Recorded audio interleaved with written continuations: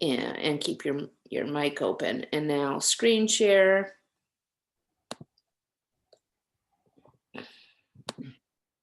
And now bigot. Okay, so we did 18 and 19 because they didn't have Rashis.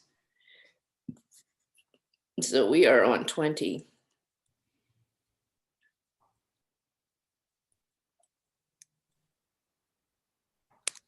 Okay, so it helps you if I have my cursor here. You see it all now, Lisa? I see the English now. I don't see both sides. Now do you? Now I do. There we go. Okay, so you tell me or I'll have to keep asking because I don't know what you see. Okay, thank you. Okay. Okay, should I read the Hebrew? Sure. Okay. Easier said than done. Let's see. The VaYera. Vayidar Yaakov. Oh, yeah, you're right. Neder lemor im yeh Elohim imadi ushmarani baderech hazeh asher nochi holech v'natan li lechem le'echol uveged lilbosh.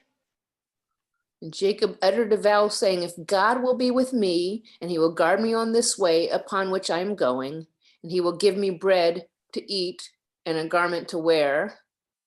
And then it stops. And then, okay, so im yeh Elohim imadi, im yishmor li havtachot halalu shehivtichtani liot imadi, kamo she'amar li, pasuk tet vav, v'hinei anochi imach. So, yeah, okay, that's the Hebrew, the first Hebrew one. Right. If God will be with me, if he keeps these promises that he promised me to be with me, as he said to me, and behold, I am with you. Okay. Right. In other words, why did Rashi want to comment on that? I guess he wants to flesh out what, if God will be with me, what that means. He'll keep promise. He'll keep his promises. Ushmarani, Kamosha Amarli, Pasuk Tedvav, Ushmarticha b'chol asher telech. And he will guard me, as he said to me, and I will guard you wherever you go. And that does not list, oh, pasuk. Okay, I guess it's the same, it's ibid. Yeah.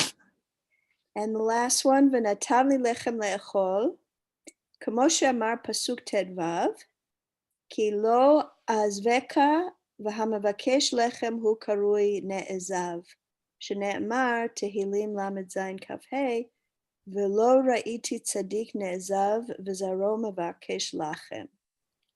And he will give me bread to eat, as he said, for I will not forsake you. For if one must seek bread, he is called forsaken. As it is said in Psalms, I have not seen a righteous man forsaken and his seed seeking bread.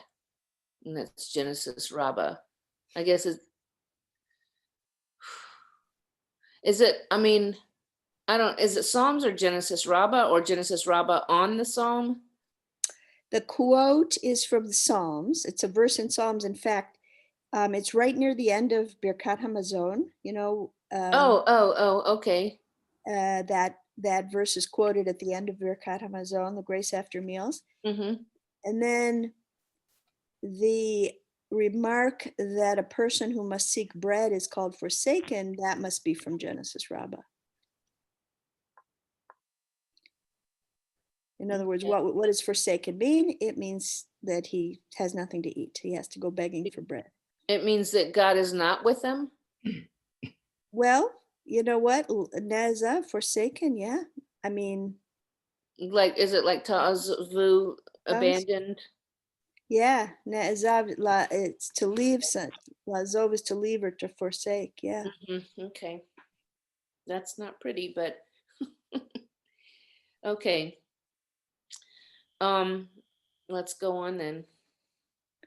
Okay, next verse, Vashavti v'shalom, El Beit Aviv Haya Adonai li leElohim. And if I return in peace to my father's house, and the Lord will be my God.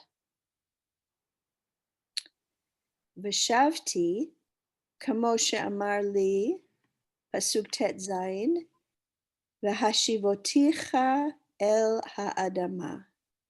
And if I return, as he said to me, and I will restore you to the land. Return in peace to my father's house.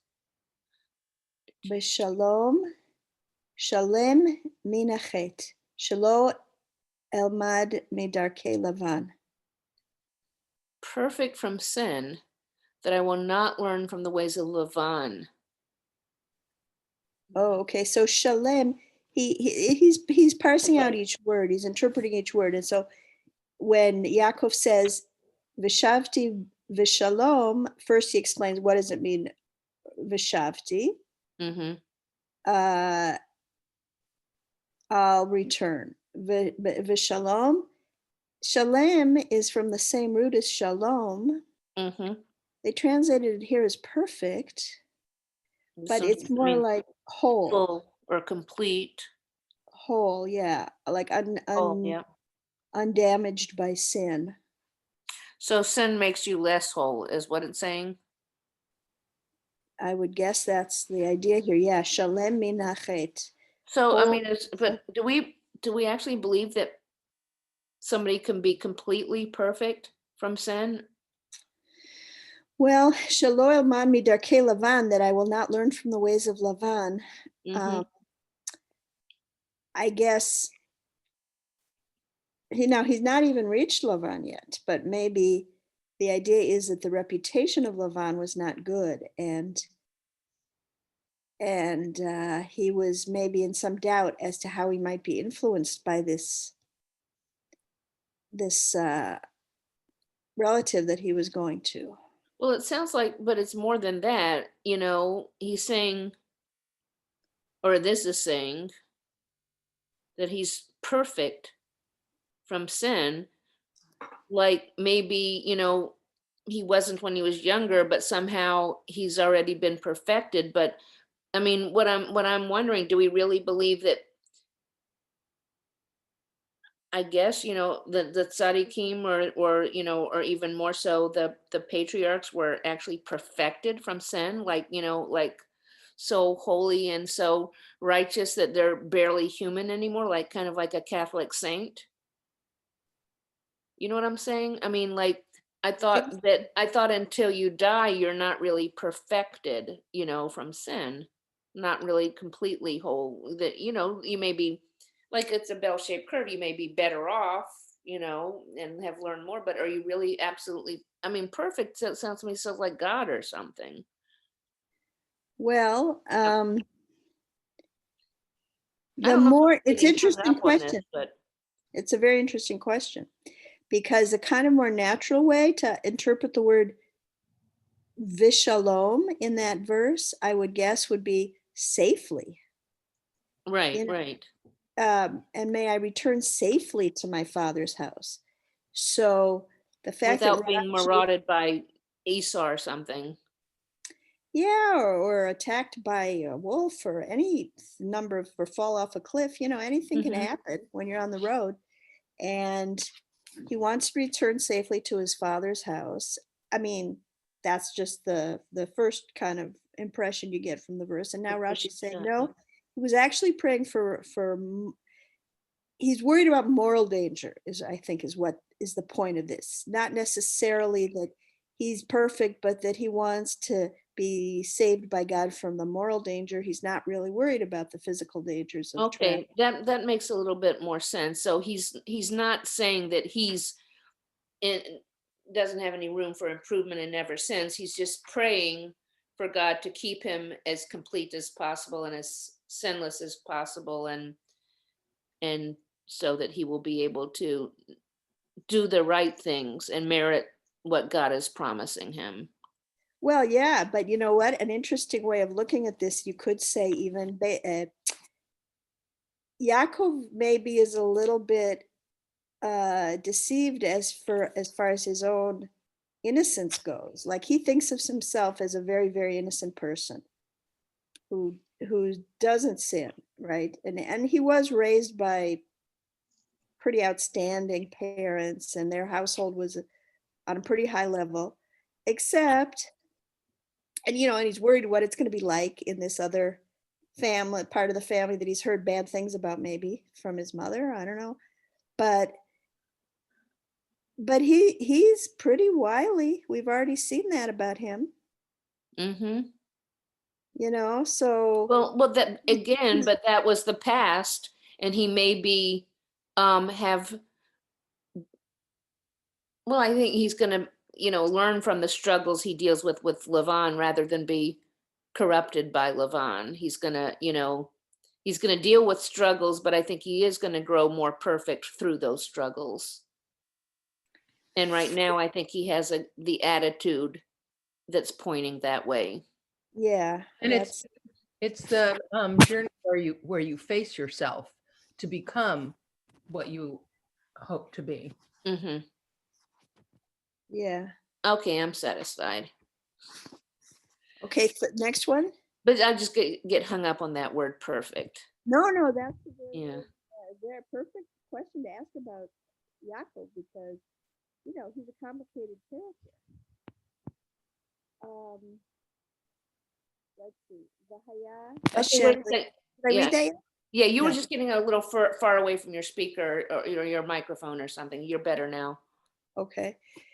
Vahaya Hashem li laElohim sheyachul shmo alai mitchila ve'ad sof shelo yimtza psul bezar'i kamo shenemar pasuk tet vav asher dibarti lach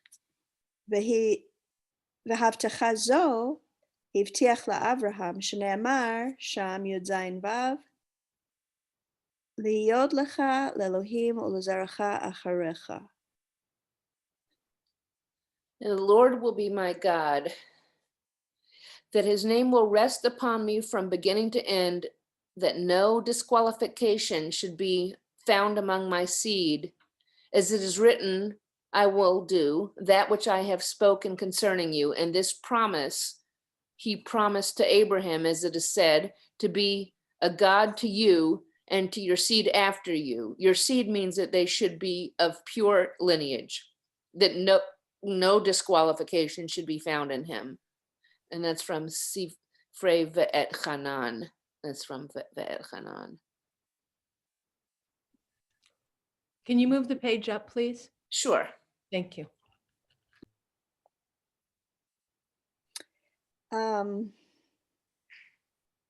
Let's go all the way up. Well, except I was just going to say something about that part, the very last part there, and the Lord will be my God. The thing I remember learning from Aviva is that Yaakov gives this long list of conditions. If this happens, and if this happens, and if this happens, most people read it to be then switching to the then part of the statement. Mm-hmm. Then the Lord will be my God. Mm-hmm. But it's not totally clear because the connections in are the same. The. I think that, like, I understand what you're saying, that you don't want to put conditions on obedience to God, but I think what he's saying are all things that were already givens. So you could look at it as if with a kind of in parentheses, with the understanding that this is the way it is, that there really isn't an if. You know what I'm saying?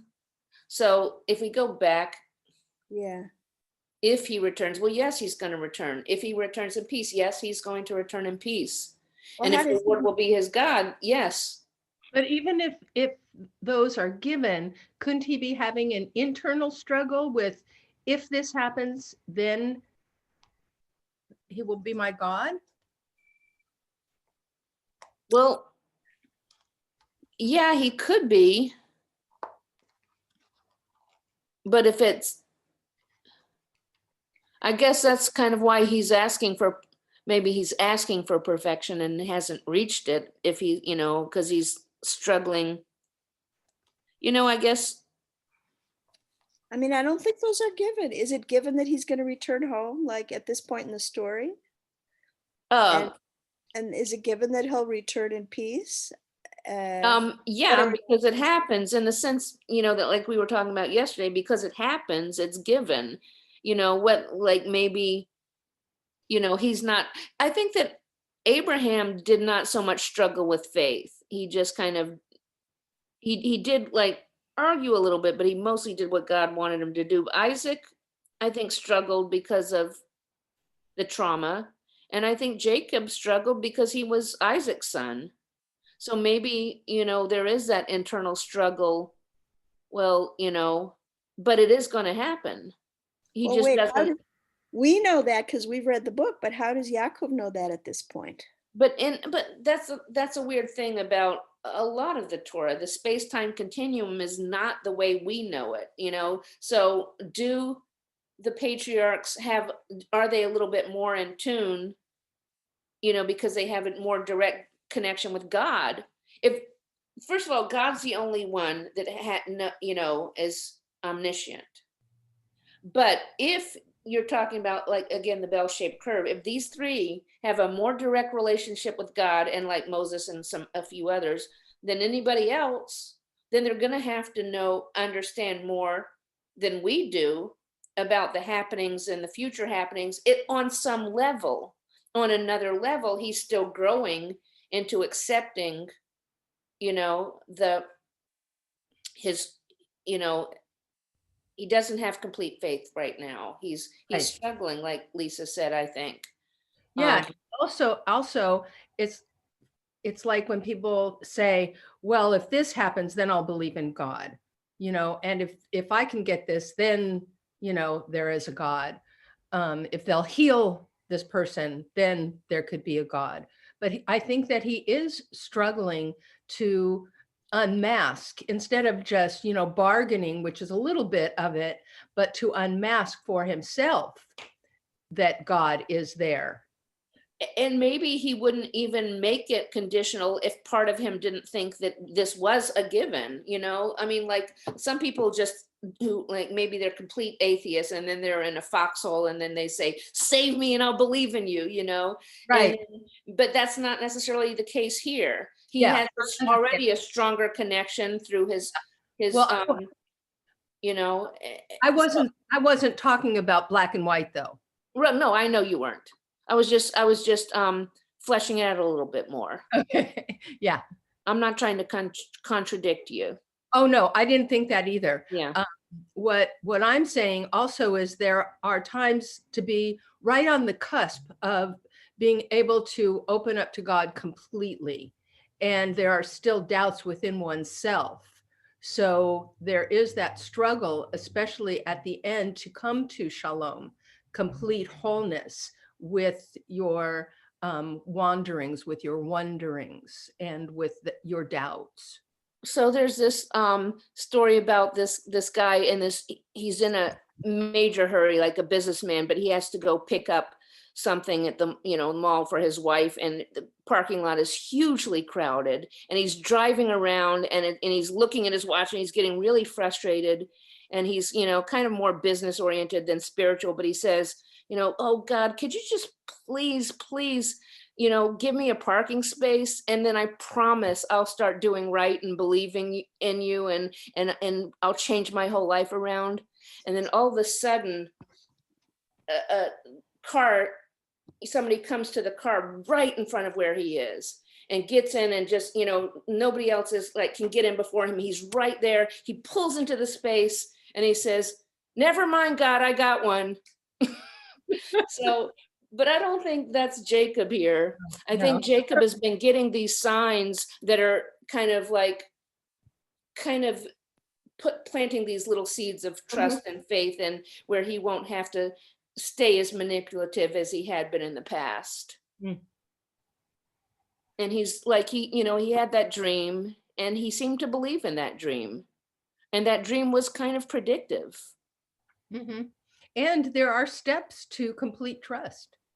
Yeah, there are, for people who are willing to to recognize and see them and deal Yeah. with them. It's really a struggle for most of us. But as Sherabeth said, he does have good parenting. He has good grandparents. He's got a relationship with God. He's got these visions in his dreams. I mean, he's got a lot of stuff going his way already. But he's still, but at this moment, I think he's scared. He's still, He is. He doesn't have complete scared, faith, but he's doesn't know what- asking for it. He's what's it. asking for it. He's, Yeah. I think that if you do this, I think that's part of the asking, his way of asking. Well, also when you're asking, it also implies some doubt. Right. Right. He's not understanding the full grace that God is giving him. And it's not, it's not in a vacuum though. It's not just been God giving him. It's him meeting God. It's him meeting the mountain. It's always his having to take part in that.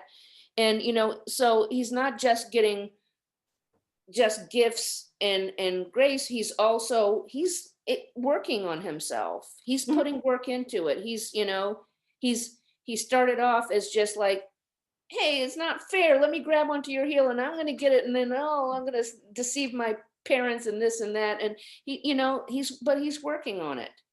And this is a step, and he doesn't know what's coming up, but it's going to be a lot more work, and he's going to handle it with a lot of grace. We know, but maybe part of him knows because he's on that path. He's not as far away as he had been. Judith, you want to add anything to this? It looks like she's muted. Is she muted? Oh, definitely. And maybe not there, but okay. Just a thought. Oh, should No, we go on? No, she's Oh, there. Yeah. No, I can't really follow. I kind of got stuck on the shalem. Uh-huh. And, and these are, I don't know the concepts over time. When this was written, this, as a theology, shalem, and shalom, they have the same root. I think in modern Hebrew, shalem means to pay because it's to make whole. It says, well, what will it take to make you whole? And that's considered in terms of money. Pay? I've not Yes. heard that. Yeah, Shalem is to pay also, right? Oh, okay. Yeah. And because in the expression, when you're dealing with injuries, and that eye for an eye doesn't mean you gouge out an eye. What does it take to make you whole? Well, to me, this fits in perfectly because he will pay his dues with Laban. I liked what you said about the the time-space continuum not quite applying. And I really would like to understand the if. I think Rabbi Miller had said that, Abraham just fully believed and Jacob was conditional. It just occurred to me, you really just are putting a lot of stuff clicking for me, Judith. I'm glad I asked you because now I'm looking at the if I return as possibly teshuvah. Yes. Not only just returning to a physical place, but that physical place is symbolic of holiness and wholeness. And it's teshuvah. And he's asking God, he's talking about paying his dues. The peace, so this is teshuvah. The peace is, you know, if I can pay my dues and grow through that, and then the Lord will fully be my God. This is perfect. In my mind, I may be looking at this wrong, but Judith, I think I had no idea about that. And you're just totally clicking things up here for me. Well, especially in the light of the way he left the house. I mean, his father had reason to be really angry with him. So it's a kind of it's a tall order to return in peace to his father's house. That's right. And isn't there a word in there, hashivoticha? Mm-hmm. Well, that's the same root. I focus a lot on roots Me in too. my Hebrew understanding. So that's the root is of teshuvah, Yeah. lashuv, whatever. Very good. Now, I don't know if that's what Rashi's saying or not, but I mean, when Rabbi talks about, you know, all these Psalms that talk about your enemies and you want to look at them as your internal enemies. I mean, that's what I do with everything in religion is internalize it. You know, it's not, to me, it's not about a piece of land. And I know this is a controversial statement. It's not about, you know, it's all about return. It's about the big concepts, you know, the concepts of return. Let's say, if you can say returning to your land, restoring the land to you. But to me, I look at it as restoring a sense of the wholeness of being with God, you know, and that's what the path is all about. Whether, you know, whether there's a physical component to that, enemy's land, this and that, you know, that's one way of looking at it. I look at things philosophically. I like that. Thank you, Lauren. And I have trouble with just looking at it the other way around. A lot of trouble. Well, and we have to just include everyone's interpretations and beliefs. Well, certainly I agree with you, because I think that I get a lot of rejection based on my beliefs. It's not exactly in line with the community powers, but And that's what I believe that Hashem is here teaching within us, the Yud He Vav He, Mhm. everything included, so that we all are included with all of our interpretations, with all of our beliefs as one. So this is why we do these things and we talk about these things, and I get to hear your point of view, Lauren, you know, and not just go by what one person is teaching. Yeah, I see what you're saying. I seek the truth, and I also don't think that my perspective is the only truth. But I sit with myself. Mm-hmm. So I have to come to wholeness, shalom, within myself of you know, the things that I'm struggling with, and include everyone in that also, because that is Hashem to me. Mm-hmm. And I'm constantly struggling, you know, and believe me, I don't have, you know, perfect past. Well, it was perfect the way it is, but Neither does Jacob. Yeah, country music. There I was. Nothing wrong with that. Oh no, it was very good to me. Yeah. Well, I don't know. We have time for another one. It's 9:58 8. in And 37 seconds.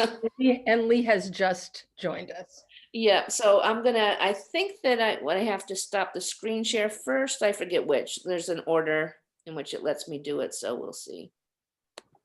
That, and then the recording, stop.